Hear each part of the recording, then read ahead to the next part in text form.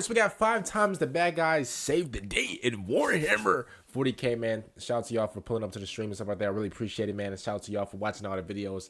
I really appreciate it. Let's go. G'day, guys and gal. People like to say that there are no good guys in Warhammer 40k, just varying degrees of evil. I mean, there's one, you know, and he's the greatest of all time. I don't even have to mention his name because y'all gonna say that I'm glazing. Okay, I'll mention his name. His name is Vulcan. You know, he's number 1. The Emperor, I mean, he's good or whatever. He has good intentions. He's not necessarily good like Vulcan. Cool. And while they do have a point, after all, the Imperium of Man, the good guys, is a wildly corrupt fascist. Real quick, this jacket is so fly, bro. I don't know where he got it. I don't know if he got it from Paris or whatever, but this jacket is fly. Progressive and genocidal civilization, but the Dark Eldar's sadistic need to constantly torment and torture innocents, or Chaos's desire to do more or less the same thing, makes corruption and fascism look like Bernie Sanders in his winter mitts. However, despite how evil the Dark Elder, Chaos, and the Tyranids are, there have been times where these naughty pieces of shit have stepped up to the plate and been the hero that no one asked for but everyone needed. Either wittingly or not, sometimes the bad guys save the day, and that is worth talking about. Okay. Before we get started, I have a bit of an announcement. Let's go. The Dark Eldar are evil as shit. That isn't Facts. a debate in the slightest. In order to sustain their bodies and souls, they literally have to inflict pain and agony, hence why they're constantly raiding and raping their way through the galaxy. Literally, bro. He's not joking, bro. He's not joking. Y'all, these guys, bro, you know, I call like a lot of characters in video games and a lot of characters in Warhammer like school threats and stuff. Bro, these guys, bro, all these guys are Hall of Fame school snipers, bro.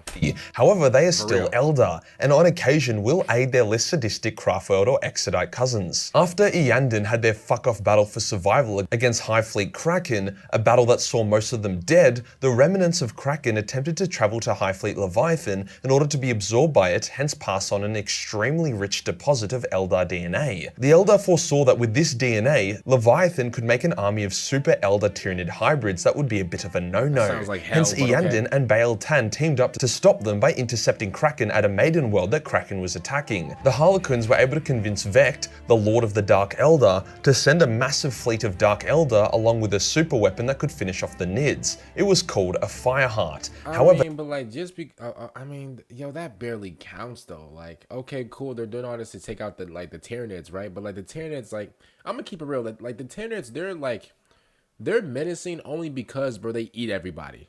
Like, yeah, like you guys may think that they're like bad or whatever, which I mean, technically they are, but at the same time, I mean, just because two menacing, or just because like a couple menacing villains come together to take out a common enemy does not mean that like that they're good or that they did like a good thing or whatever. I mean, I guess beating up on the Tyranids is a good thing, but at the same time, this barely counts. There was a catch. Either due to misfortune or more likely, the Dark Eldar being assholes, the Fireheart had to be manually activated by a Farseer. Hence the Farseer who did it was guaranteed to die and be taken by Slaanesh. With the combined Dark and Craftworld Eldar fleets, the Nid ships were destroyed as the Fireheart was detonated on the Maiden World, annihilating Kraken and preventing the DNA upload to Leviathan. Without the Dark Eldar forces or the Fireheart, it's unlikely the Craftworlders could have stopped Kraken. But why did the Dark Eldar do this? Well, an Eldar is still an Eldar. A hypercharged Leviathan isn't good for anyone, so it was a smart term long move to prevent it.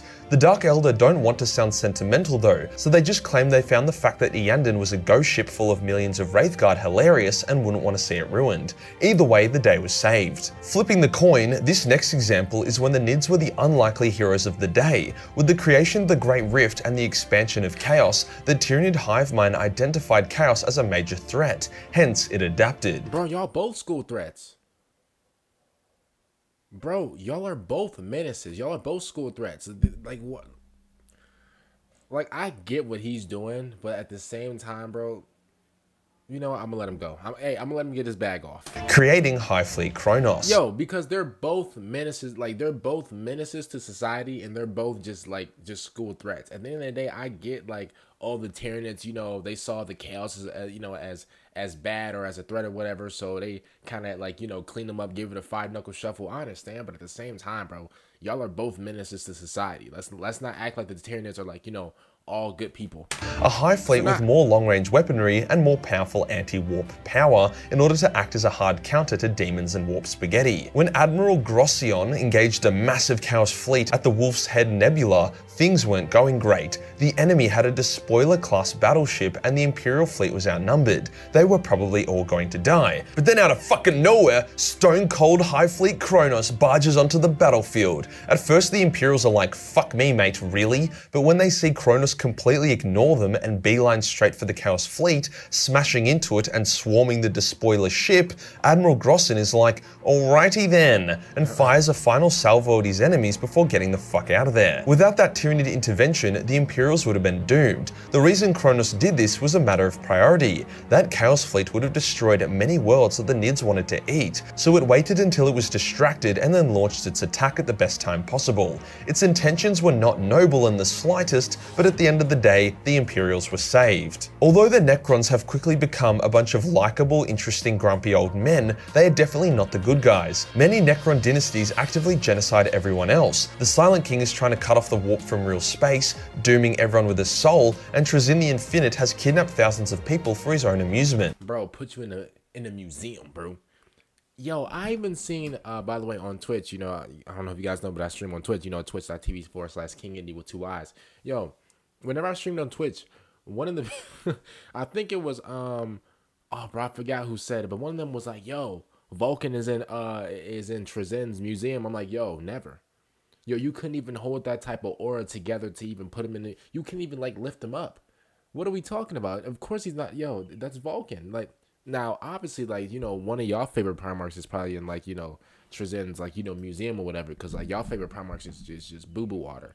But, like, bro, Vulcan, bro, come on, man. Like, you can't even, like, contain his aura.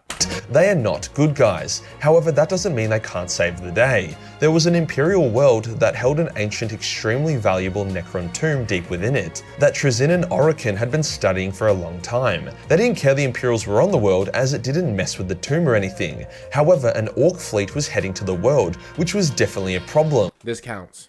This counts. Hey, yeah.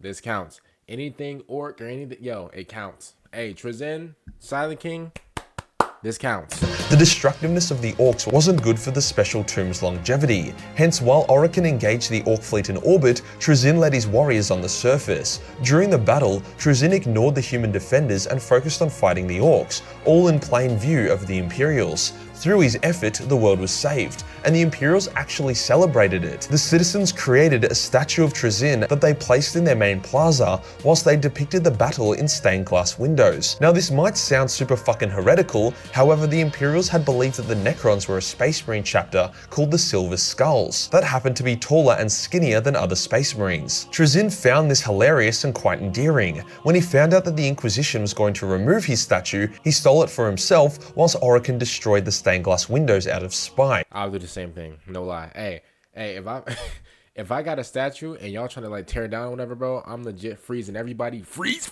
like these. Everybody's on pause for like 5 minutes until I get my statue, bro. For real. Unfortunately, due to pulling a prank on Orokin by releasing a Genestealer Patriarch on the world without knowing what it actually was, the world would then get overrun by Genestealers and then Exterminators. So yeah, he did end up fucking it up through a prank gone wrong, but that doesn't take away from the fact that he was once responsible for saving it. When you save the day doesn't have to be a world or a culture. Sometimes it can be— Are these the Night Lords? Bro, man, they looking fire, bro.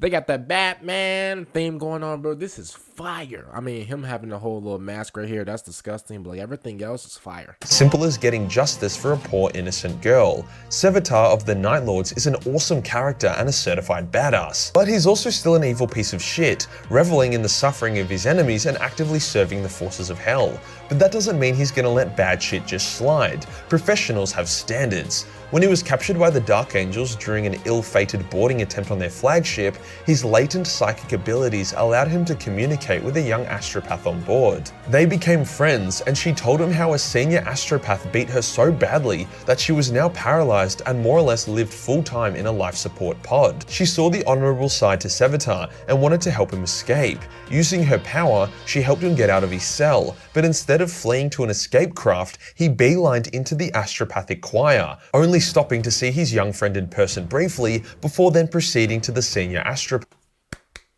Okay, he gets a little props to that. I'll be honest with you. Path. He slowly, ruthlessly choked the man to death with the very weapon he used to paralyze the young girl.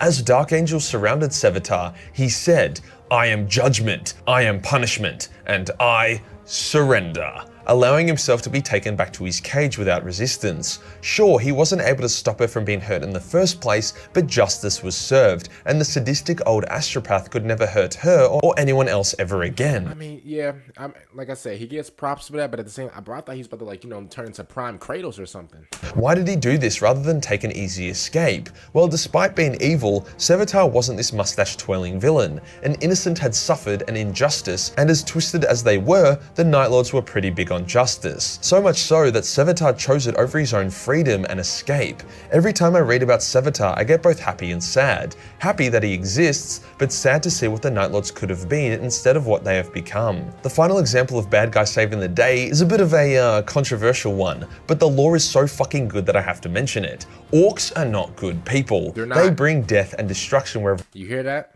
To all you orc fans out there, to all you you know, orc glazers out there that say, "Oh, go King, you're just hating on the orc." That's how y'all look, by the way. Yo, nobody's hating on the orcs. They're not good people. Why would I even support a bad person? They go and often revel in torturing and killing innocents.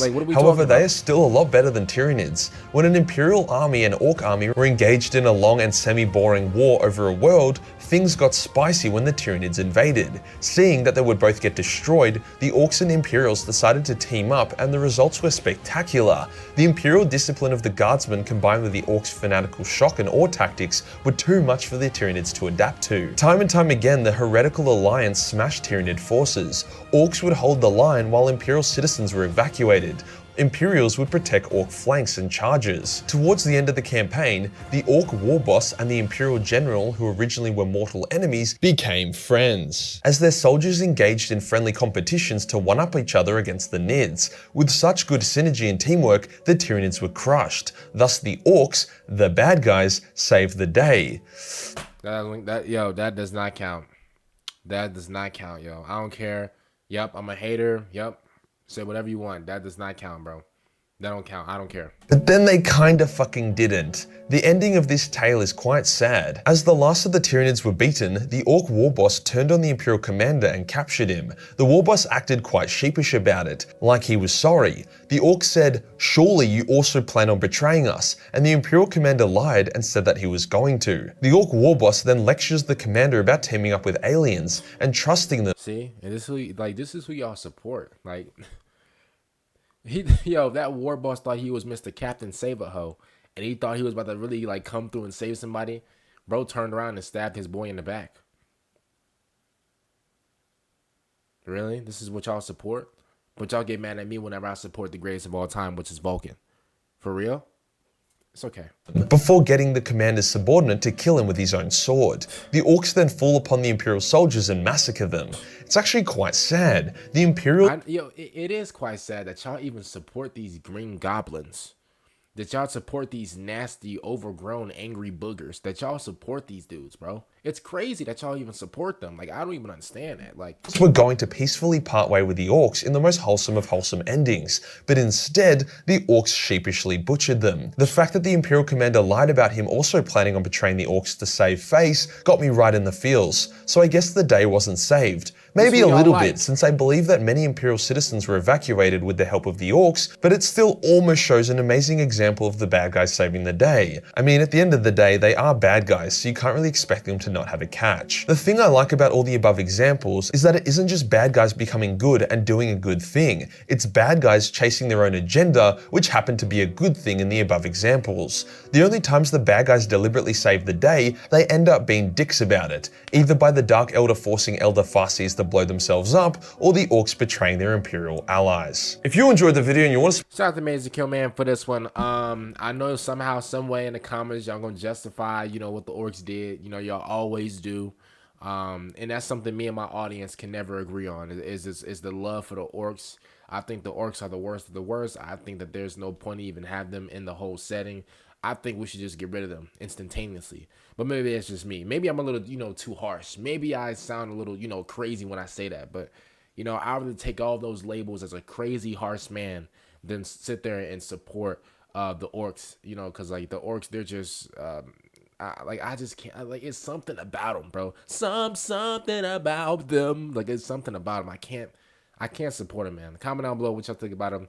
And other than that, man, I'm CLF. Thanks for out. Bye, everyone.